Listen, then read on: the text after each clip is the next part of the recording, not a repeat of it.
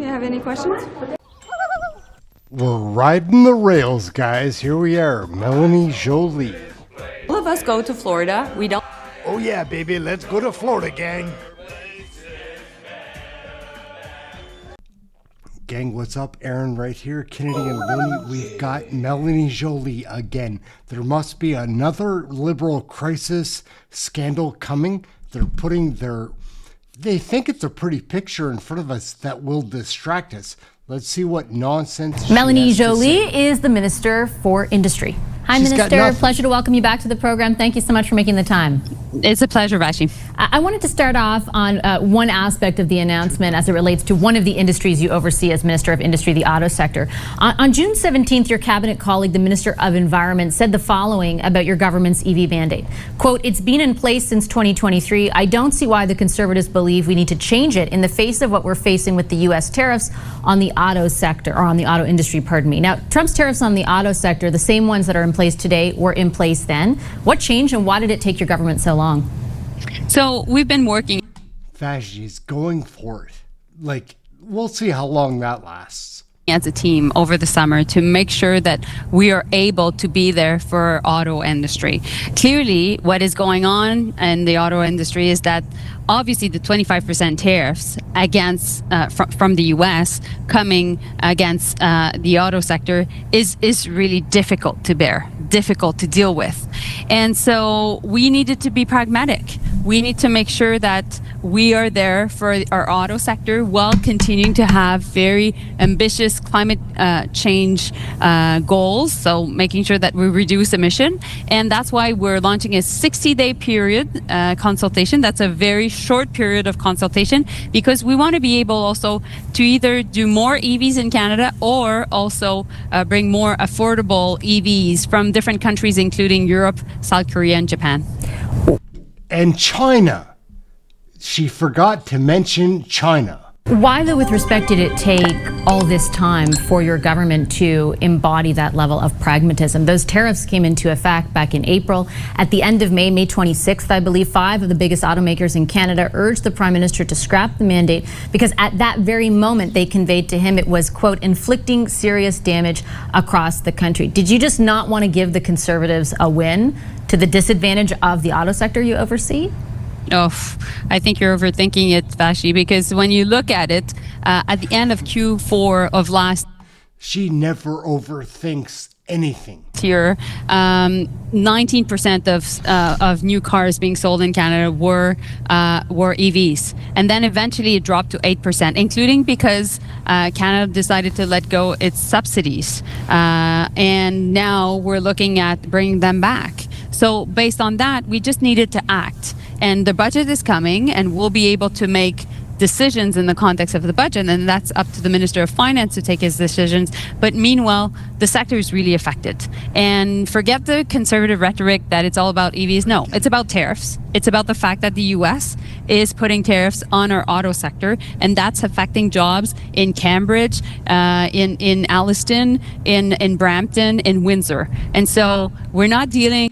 I think Vassy, whatever her name is getting frustrated with her job. Like, look, no one is believing this shit. Even the sycophants like Vassy Kapelos, they're not taking this with ideology. We're dealing well with a real reality, and we're acting now.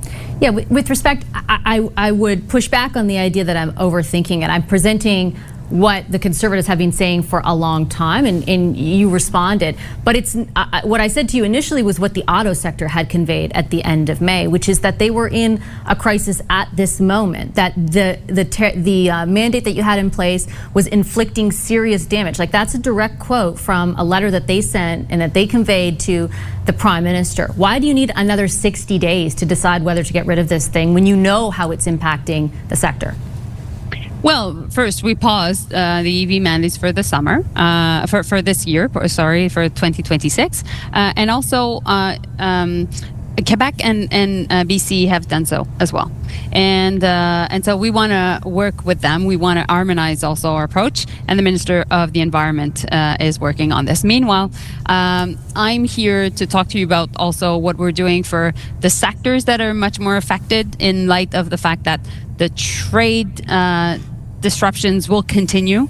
The U.S. has decided that tariffs would be there in the long run. They've imposed the highest tariffs since the Great Depression, and so there's not only disruptions on the trade front, but I must say there is a real rupture with the free trade world that we.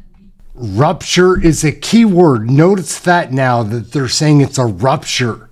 That's in their dictionary now, I guess. Like, wait and pay attention. You'll see like how many times they use the word rupture. We were living in until recently. And so we're acting now, yes, on the auto sector, and you're talking to me about EVs, which is really important, but we're looking at a vast sector of the economy, auto, but also we're looking at other sectors, including lumber, steel, aluminum, and other sectors that could be facing threats from the American government. And so that's why we're acting. And certainly I have questions about your proposed help for those sectors, as well as in particular the Buy Canada policy, because I think you'll have a big hand in that. Yep. I do just want to make sure that I understand on behalf of Canadians, though, when you talk about how those mandates are part of a climate plan. The Prime Minister left open the door today outside of the industrial carbon price to it sounded to me that was the only thing he was unequivocal about, would stick around as part of the climate policy. He opened the door to other changes to climate policy. Can you be unequivocal with Canadians watching right now? Will you maintain the targets that the previous Trudeau government had, the emissions reductions targets that are in place? Well, the emission reduction tariffs for 2050 of being net zero by 2050, clearly. But there are ones for 2030, 2035 as well. Will those also? And I'm convinced the Minister of the Environment, which I'm convinced will make her available to answer your question, could be the De Bruzen, Minister of Environment, it's trash. Like, they'll tell her to do anything and she'll do it. Like, she has no backbone. There to go much more into the specific details. What I can tell you, though, is that you've seen the jobs numbers this morning. This is the reality in which Canadians watching us right now are living in. There is unpredictability, which drives a lot of pause by industry leaders, by business owners to make investments in their own companies, to hire people, to develop new products. And so while all this is happening, we have to use the government's role is to make sure that we indeed buy more Canadian, that we indeed have a defense industrial strategy, that we use the strength of procurement to really offer contracts rather than subsidies to companies in order for them to be able to predict what they can do within their own business for the next 3 to 5 years, sometimes 10 years. And then they can invest, they can hire, they can grow their footprint, and then they can have more suppliers, and their suppliers, other small and medium-sized companies, can then do the same thing. And that's how we'll create growth. Because at the end of the day, there are things we can't control. We can't control geopolitics, Vassy. Nobody will think that the government can do that. But what we can control is to build a stronger domestic market, is to use the power of buying Canadian, is to make sure that also we're investing in major national projects, and we'll be coming up with a list across the country very soon, and that also we're building our armed forces using the great industries we have in the country. And I understand the significance of all of that, but will it be done at the expense of a climate policy? There are a lot of people who voted for your party thinking that it would remain stringent on reducing emissions.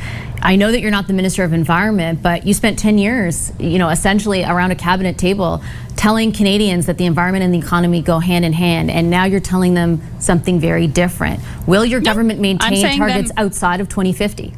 I'm saying the same thing, because I really think that the environment and the economy go hand in hand. Why? Because I think that what we've done in the past to really invest more in our clean tech is giving us a competitive advantage in the world.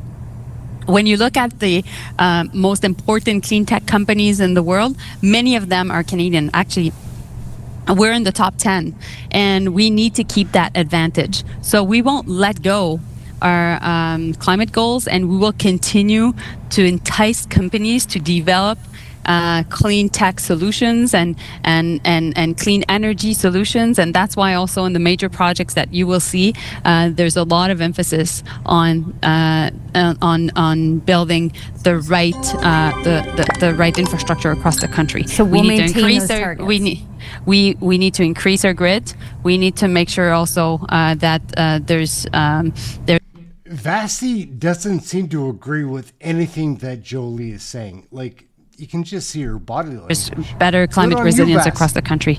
But my job in the government is really working on supporting jobs, helping the companies to be able to take risks again, build back the defense industrial backbone of our country, the steel workers, the auto workers, the people in the sector of the aluminum sector, the lumber, the people working in the lumber sectors that are watching us right now are anxious, and their livelihoods are at stake. And we need to act. We can't take that for granted. And we can't just fall into ideology right now. We need to be able to be pragmatic, and we can do both. And that's the job of the government, so we're doing that job. And I do understand that. I'm just going to note, I don't have a clear answer on whether or not outside of 2050 you'll maintain the targets. I will ask the question of the Environment Minister moving forward. Minister, I'll leave it on that note. Appreciate your time very much today. Thank you. Pleasure. Thank you, Vassy. When we Check out Vassy trying to be a journalist. This is interesting. I wonder what's happened.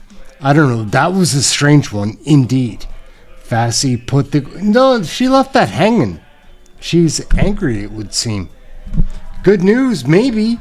Who knows? Aaron Canadian Looney, Melanie Jolie here is a twit of a minister. And she's even pissed off Vassy Kapelos, it would seem. She's going to be spoken to by her producer on Monday, Vassy will, and being told, you can't ask the questions like that. We don't want the truth coming out. That's the problem with legacy media. Vassy will get a slap on the hands, guaranteed. Aaron Canadian Looney, like, share, subscribe. We'll catch you in the next video. Trying to tell the truth about what we're watching and seeing on here. It's chaos, man. It's planned chaos on their end. Anyway, see you in the next video.